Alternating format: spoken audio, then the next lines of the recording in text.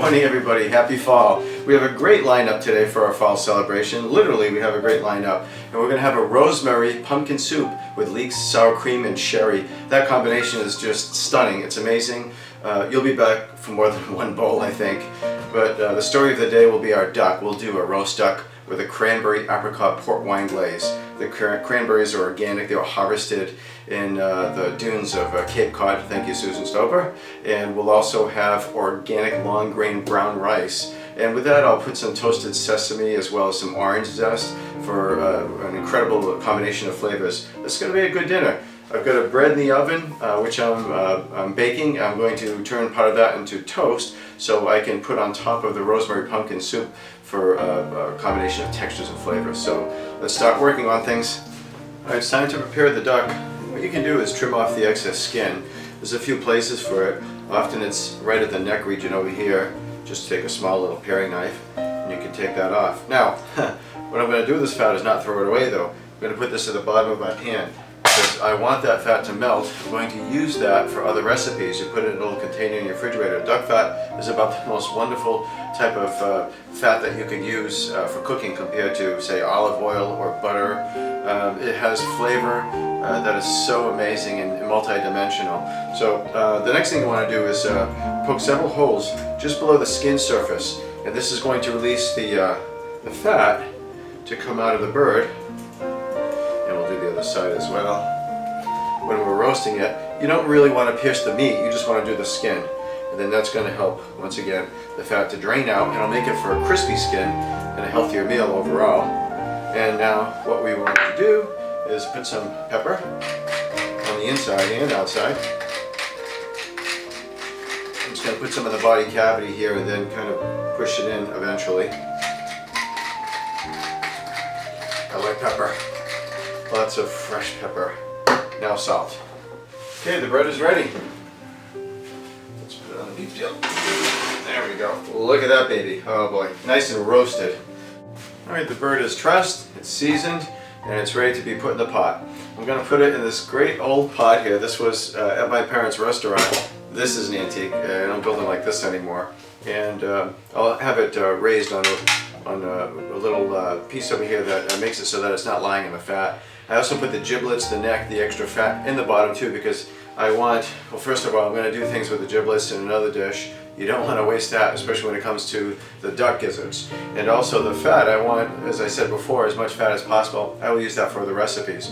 So this is going to go in a 375 oven and it's going to cook for about 3 hours. But for the first quarter of it, I'm going to put it breast side down so some of the fat can melt out. And then once I flip it over, the top will crisp up very nicely.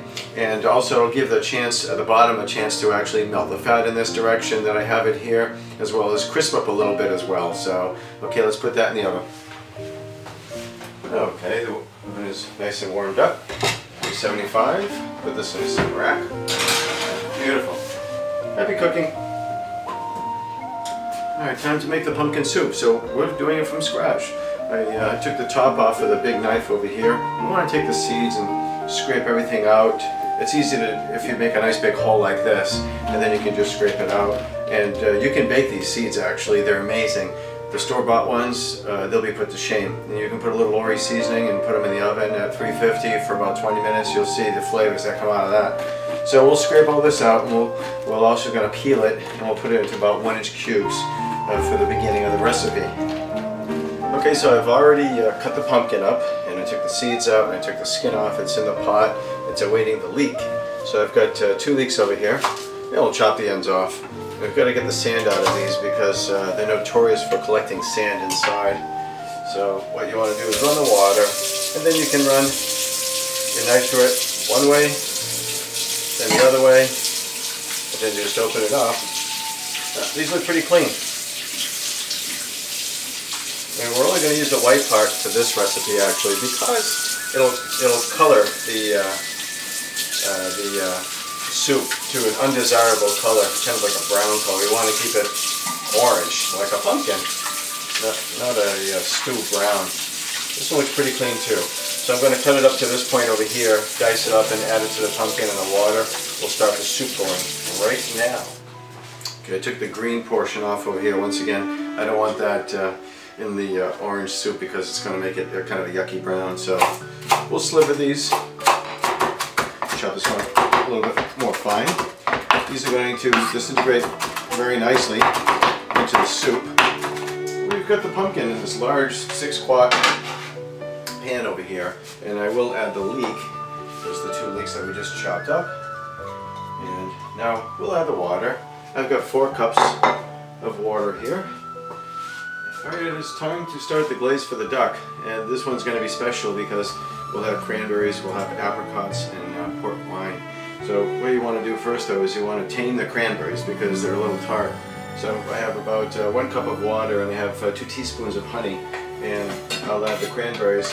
And those cranberries, that was about 3 tablespoons of chopped cranberries. Chop them finely with a knife. Don't put them in a processor because it gives them a little bit of texture that will help for our sauce. I'm going to put this on a low fire and we'll let this boil down a little bit. And the honey will interact with the cranberries to get rid of some of the tartness and give the water a little bit of the flavor of the cranberries. It's time to start on our long grain brown rice. And what I will do in this pan, I like this all-clad pan because it serves as a serving dish as well as a cooking dish. It's very presentable when you put it on the table. So that was 3 cups of water. I'll put 1 tablespoon of butter. I like to use the French butter. It has a wonderful nuttiness and flavor and depth to it.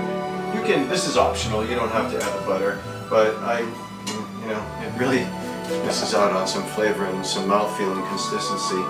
So next we'll put in the 1 cup of the long grain brown rice. I'm going to start the fire over here. And let's add some salt and pepper. It'll be about a teaspoon.